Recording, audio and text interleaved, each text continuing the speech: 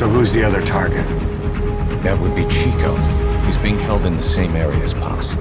Last radio contact was 40 hours ago. Find them both. Bring him back alive. As Metal Gear games go, Metal Gear Solid 5 Ground Zeroes is a stripped-down affair. It avoids lengthy cutscenes, climactic boss fights, and the usual frayed and tangled plot strands in favour of smart, tactical gameplay. While its main campaign is indeed as short as you've heard, at just around 2 hours, its multitude of options make for an engaging, intense experience that encourages replayability for hours afterwards. Besides a somewhat clumsily delivered ending, this is Metal Gear for modern tastes. Lean, mean, and wickedly fun. Kept you waiting, huh?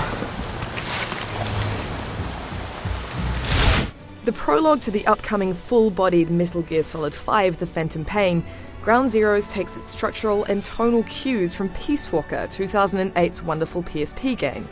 While the plot focuses on the usual concerns of high-concept political conspiracies and conflicted double agents, it's darker in tone than what we've come to expect from a Metal Gear. I do appreciate its ambitions to explore new territory, and it works well up until the unusually cruel and provocative ending.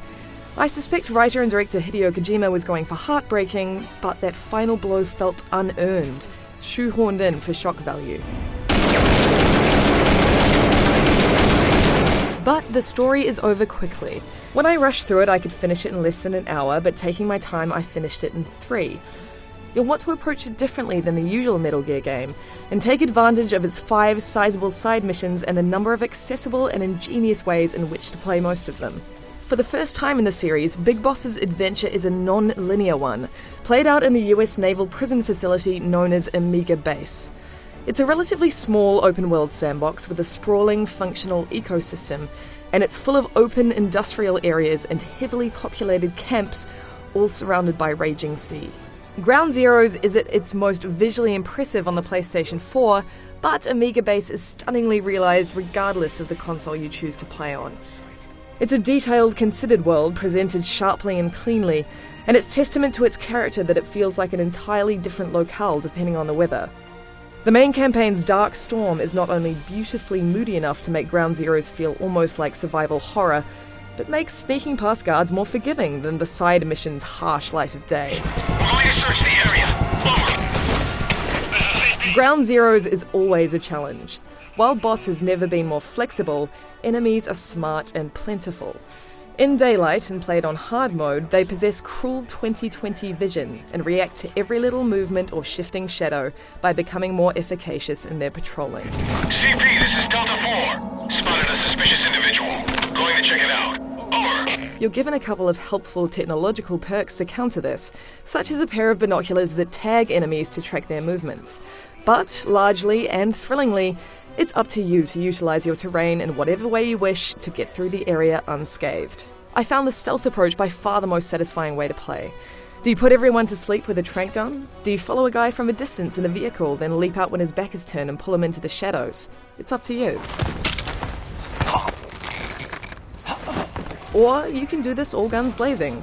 Regenerating health in a new reflex mode that briefly slows down time when boss is spotted, allowing for a bullet to the offending head, means that shoot first, ask questions later isn't the death sentence it was in previous games.